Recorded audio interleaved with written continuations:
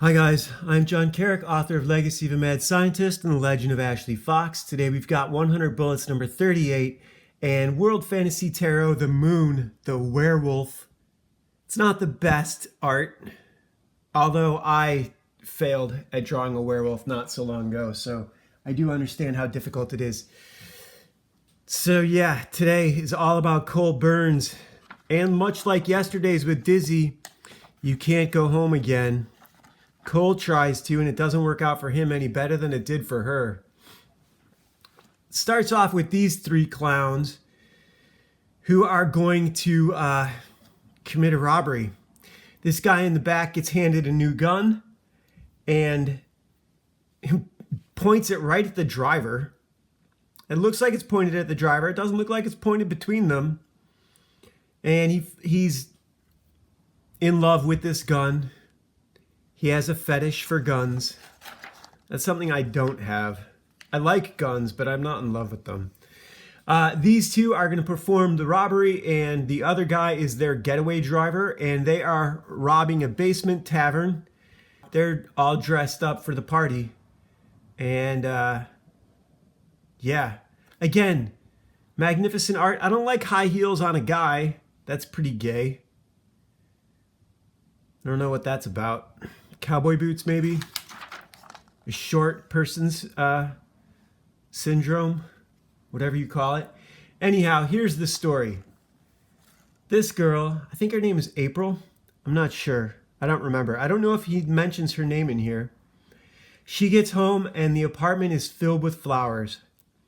Now, about a year ago, 12 issues ago, Cole left her and left an engagement ring stuck to a telephone pole with a knife. That's a pretty hard message for a girl. You can't expect them to come back from that and ever forgive you, especially if you've been gone for a year. But Cole is not the same guy that he used to be. The ice cream truck driver Cole is not the Minuteman Cole. They are entirely different people.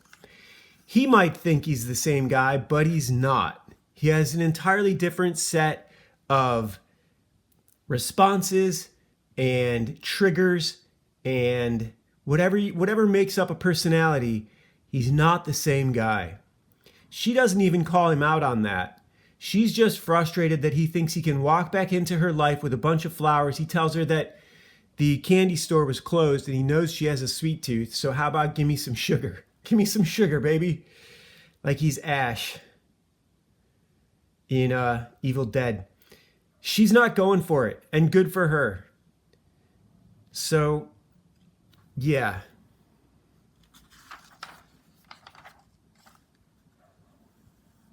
She's pissed.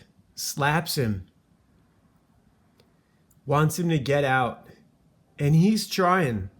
But that's not something you can convince someone of. You can't convince someone that you did the right thing by leaving them for a year and then just show back up. Doesn't work that way.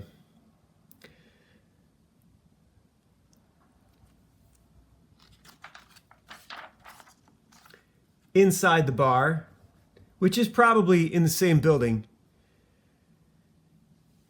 So the ape guy has told the pig guy that he wants him to fall in love with the gun and not to use it, because if they use it, it's going to be a mess. He doesn't want anyone getting hurt.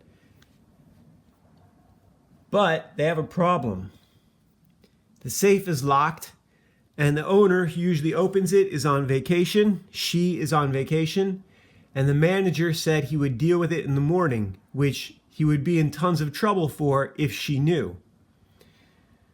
So these two clowns, the pig and the ape, are stuck with a bar full of people. There's like 4 or 5 people in there that they are now holding hostage until they can call the manager and get him to come down and open the safe. They should just pull the safe out of the counter and carry it off. It's not what they do. It gets worse. This dialogue is all very straightforward. There's nothing special about this. Brian Hazarello did not reach for the skies with this dialogue. This is very on-the-nose dialogue, which is fine. You don't need to have everything be a noir masterpiece. That's unsustainable. And this is issue 38. We are 3 years and 2 months into this series, and it's still not clear what's what. This is, again, a inconsequential issue. This is just Cole Burns trying to go home again, and there's no home for him to go back to.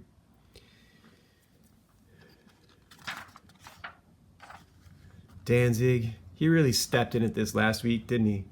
I want one of those Black Sun t-shirts and posters so bad. Or tapestries, I guess it's like a cloth tapestry. You can't get them, though.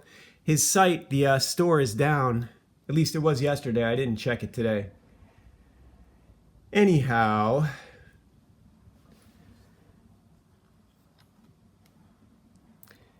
here's where it really starts to go sideways. The monkey and the pig start arguing in front of the hostages. There are 4 hostages and only 2 of them. They haven't shot anyone yet, but now they're calling each other names.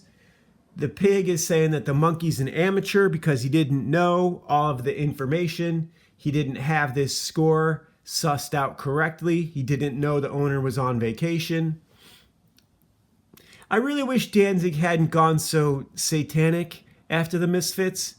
He really had a chance to be something good. He should have played Wolverine. He'd have been a perfect Wolverine. But, you can't have a short Wolverine if he's going to lead the X-Men, as we saw in Wolverine and Deadpool. It would have been cool. Well, whatever. Anyhow. Same hand. So this is called a match cut when you get it in TV. But now this is Cole's girlfriend. You've got some balls. I remember you used to like him, Dick, and that too. That's clever dialogue, but it's not.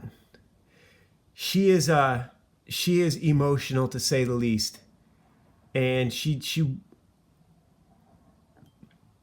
wants him out. This goes on a little bit longer maybe than it should, but this is only a 22-minute part of a show, so this would only be half of a 44-minute episode. Most of your hour-long TV shows are 44 minutes, not counting, if it's Japanime, they have a 5-minute animated opening that never changes and a 5-minute animated ending that never changes, and that cuts into the running time. But animation is harder to do than television. You can argue it's not as expensive, but it's fucking harder.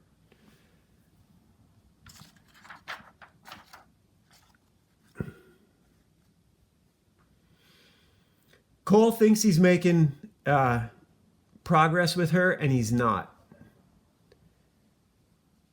He's trying to remind her of the good times that they had. And we don't get anything in this comic that sets her off that he's not the same guy. Because he's probably still very much the same, only this Cole has got to be a lot harder, a lot more ruthless, and we're going to see some of that at the end. Remember, he didn't kill Laszlo, his competitor in the ice cream truck, who tipped over his ice cream truck, and it exploded with him inside it, blew him out across the street. And he let Laszlo go. He let him take over his stops and told him to give all the kids ice cream free for the next day. That is an entirely different Cole Burns than this guy.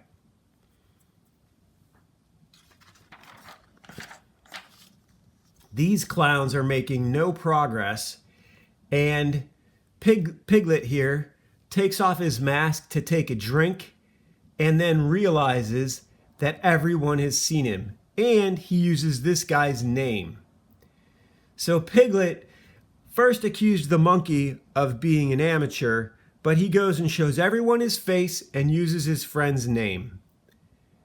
And now they're arguing over how they have to murder all these people because they don't want to go back to prison. Piglet loves his new gun so much that he wants to kill them with a knife.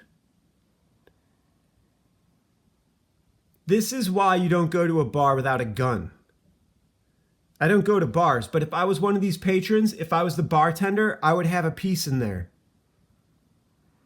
because this is going to happen eventually.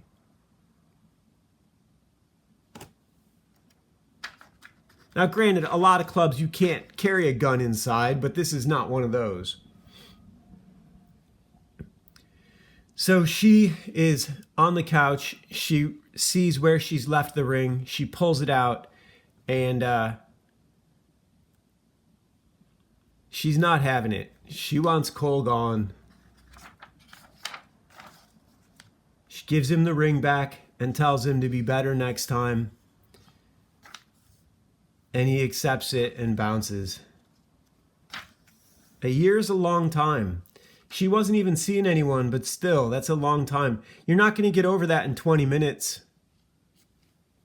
It was a little unreasonable of Cole to think that he could just walk back in. That sort of thing has to be done slowly and with a lot of care and finesse. Not all at once. And he didn't explain where he's been, or what happened, or who he is, or the fact that he had amnesia, had some sort of MK Ultra memory loss. That's not going to go over really well. No girlfriend wants that.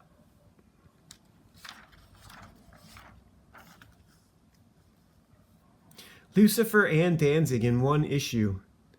This is a hell of a comic. So, they find a knife, or they're looking for a knife, and they're discussing whether or not this is the way to do it, the right or wrong thing to do. And they certainly can't kill everyone before the manager shows up and opens the safe. That would be stupid. This is a rough situation. This is I'm sure, the kind of crime comic that Alex Ross said on the cover a few issues ago that he hates crime fiction. This would be it.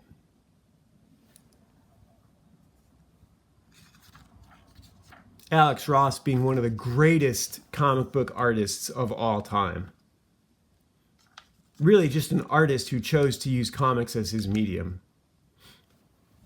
He's really a painter.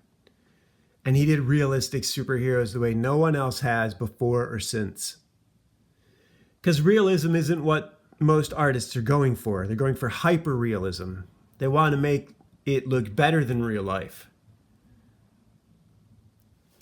So he pulls out a knife used to cut limes and lemons and whatnot. But there's a knock at the door, and it's not the manager. Cole stops by for a drink. He's had a gun put in his face before, and he knows how to handle this. I had a gun put in my face a couple years ago, and I was actually surprised by how little reaction I had. Some Mexicans at a skate park in the middle of the night walked up to me and put a gun in my face, and I really didn't give a shit. I was astonished as much as anyone else would have been. They were more scared of me than I was of them. I think they thought maybe I was a cop. Anyhow, all these people run out, and the driver takes off. And we see inside, Cole just wants a drink. Killed one guy with a knife to the chest. The other one, he broke his neck. So the monkey who had the gun on him, he snapped his neck, then took the knife and killed the piglet who had taken his mask off. The bartender's astonished. He says, "I'm taking the bottle. I'll open it after I leave. Cool? Take it." Cole wouldn't have been any good for his old girlfriend. This version of Cole Burns is not who she fell in love with in the first place. Sweet. Peace. The worst kind of rescue porn there is. But these people survived and the bad ones didn't. So, I know I've been going through these pretty quick lately on account of my eye. And I don't have so much to say as I used to in the last ones, these past couple weeks. But I know we forgot the conflicted card yesterday. I will do it today. And you know what? It sort of matches with today's episode a little bit more anyhow. Today's issue. John Malin gets pissed when you call comic books episodes. So this is the Six of Diamonds. Some crimes require the guilty to be killed in order to satisfy the need for justice. What method of execution should be adopted by your survival group after the collapse of modern civilization? Well, I'll answer that for you. The most expedient. Immediate execution. No dithering, no court cases, immediate execution. Someone fucks up, you kill them in the moment, whether it's a knife, a gun, or a broken neck. Punch them in the throat, drown them, use a piece of rope, use a hammer to the back of the skull. Do not fuck around. Because in the end of the world, all you have to do to die is get wounded. And you will get sepsis, you will get an infection if you don't have antibiotics in your pocket, and the antibiotics have to not be expired. That's going to be the big problem if everything goes wrong. No one's going to have access to immediate medical care. A simple injury can put you down. So that's it for today. 100 Bullets 38, and I will talk to you guys tomorrow. Bye.